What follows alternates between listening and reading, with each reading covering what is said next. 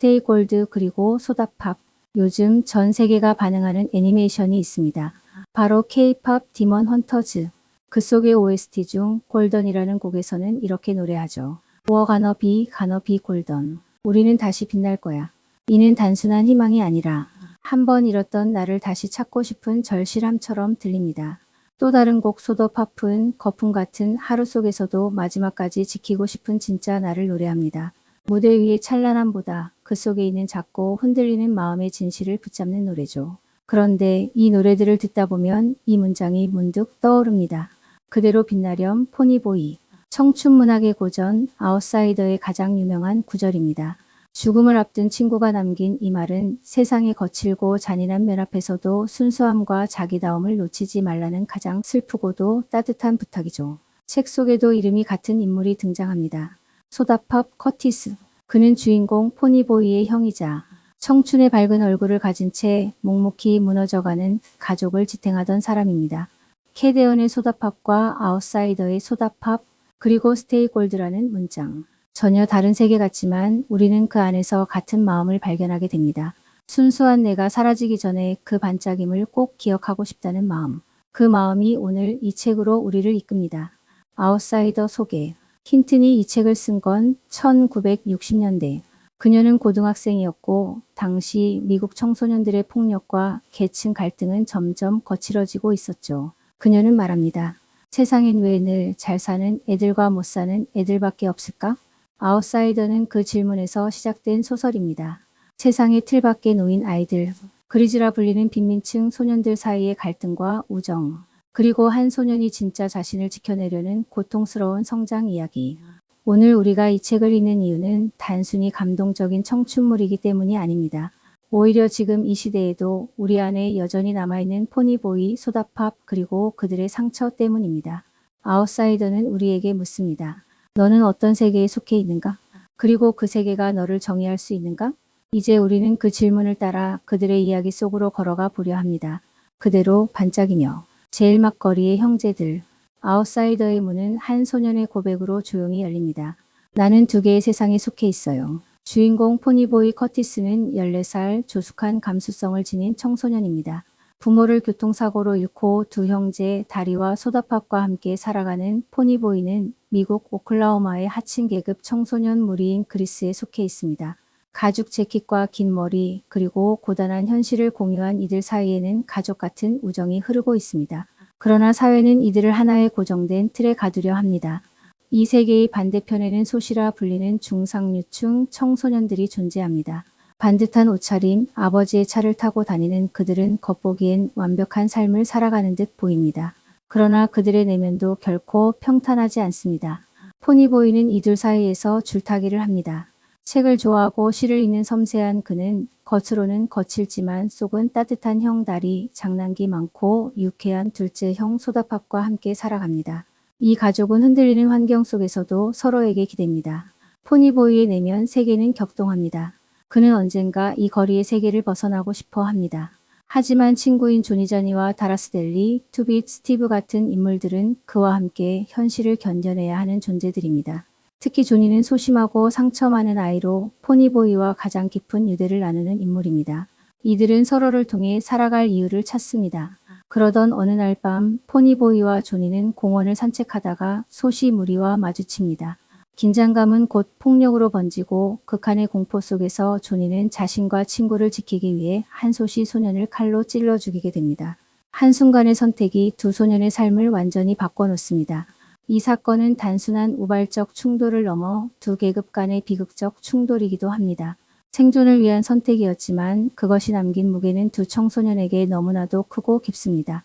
이제 그들은 도망자가 됩니다.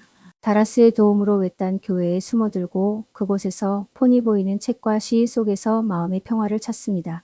특히 로버트 프로스트의 시 너싱 골드 캔 스테이는 그에게 깊은 인상을 남깁니다. 그 시는 이렇게 말합니다. 자연의 첫 초록은 금빛, 가장 어려운 색, 처음에 잎은 꽃이지만 한순간에 사라지고 낙엽이 되어 떨어지고 낙하의 아픔이 시작된다.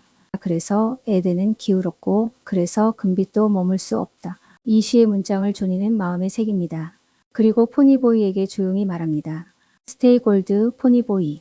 세상의 오염과 상처 속에서도 너는 그대로 빛나라는 절박하지만 따뜻한 기도의 말. 제이막 불꽃처럼 번지는 갈등. 조니와 포니보이는 외딴 교회에서의 숨죽인 나날 속에서 잠시 안정을 찾아갑니다. 마치 세상과 단절된 작은 은신처, 그곳은 도망자의 장소이자 동시에 그들에게 허락된 유일한 평화의 공간이었습니다.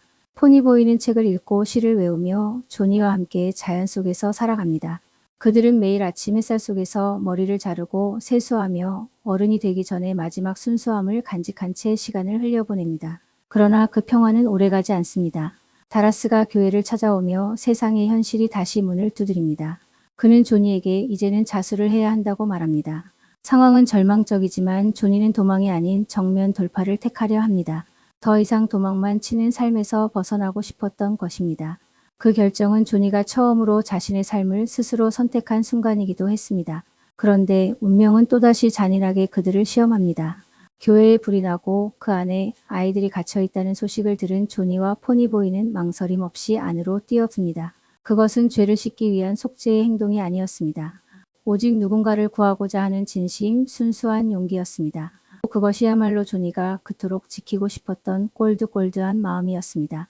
결국 아이들은 구출되었지만 조니는 큰 부상을 입고 병원으로 실려갑니다. 그의 몸은 너무 약했고 화염은 너무 거셌습니다. 병상에 누운 조니는 이제 더 이상 두려움에 떨지 않습니다. 그는 마지막 순간까지 포니보이에게 말합니다. 스테이 골드. 이것은 이제 단순한 문장이 아니라 삶의 가장 본질적인 요청이 됩니다. 그런데 세상은 여전히 냉혹합니다. 소시와 그리스의 갈등은 이 사건으로 잠시 위축되는 듯 했지만 다시 폭발의 기미를 보입니다. 소시의 친구였던 밥의 죽음은 아직 그 해결을 보지 못했고 두 집단은 조니와 포니보이를 둘러싸고 다시 격돌하게 됩니다. 싸움은 곧 벌어지고 거리에서 피와 주먹이 오갑니다. 그것은 정의의 싸움이 아닙니다. 어떤 승리도 허락되지 않는 폭력의 고리였습니다. 결국 싸움은 그리스의 승리로 끝났지만 아무도 진정 기뻐하지 못합니다. 그리고 비극은 다시 찾아옵니다. 조니는 병원에서 숨을 거두고 그 죽음 앞에서 가장 거칠고 냉소적으로 보였던 다라스는 완전히 무너집니다. 그는 자신의 모든 감정을 조니에게 투사해왔고 조니는 다라스가 지켜주고 싶었던 마지막 순수였습니다.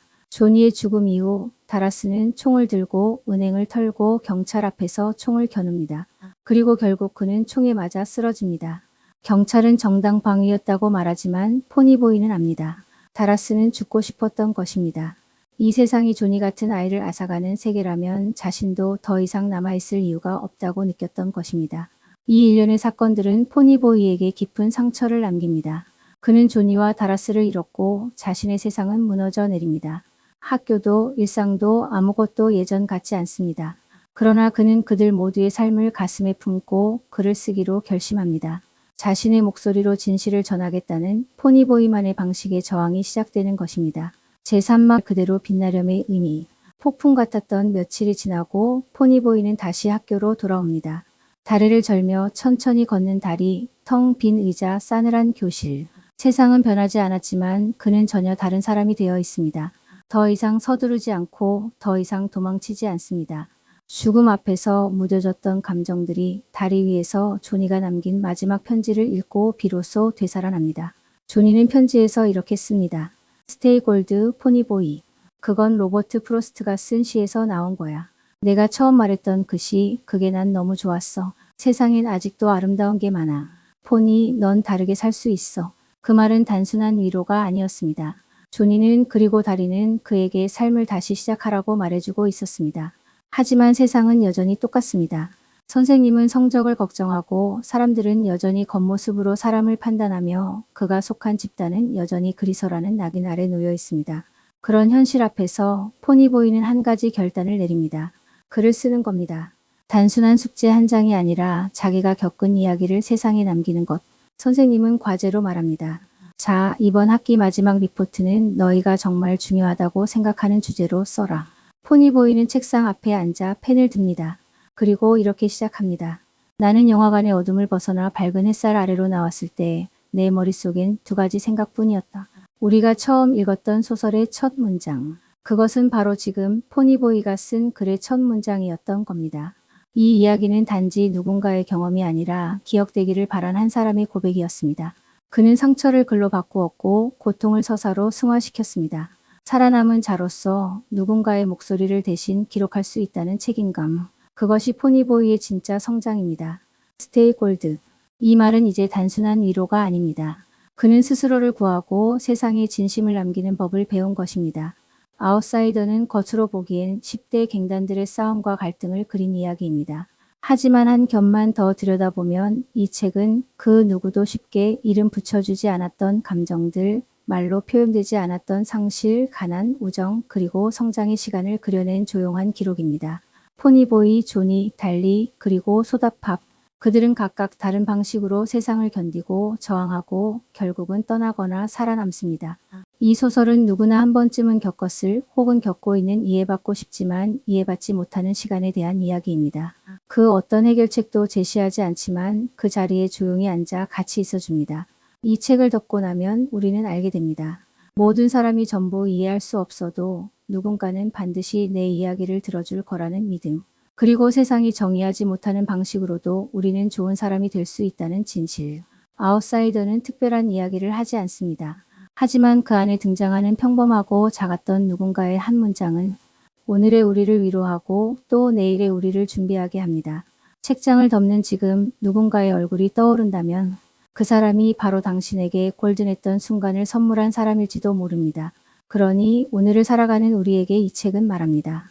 그저 버티는 것이 아니라 기억하라고. 그 시절의 마음을, 그 시절의 나를.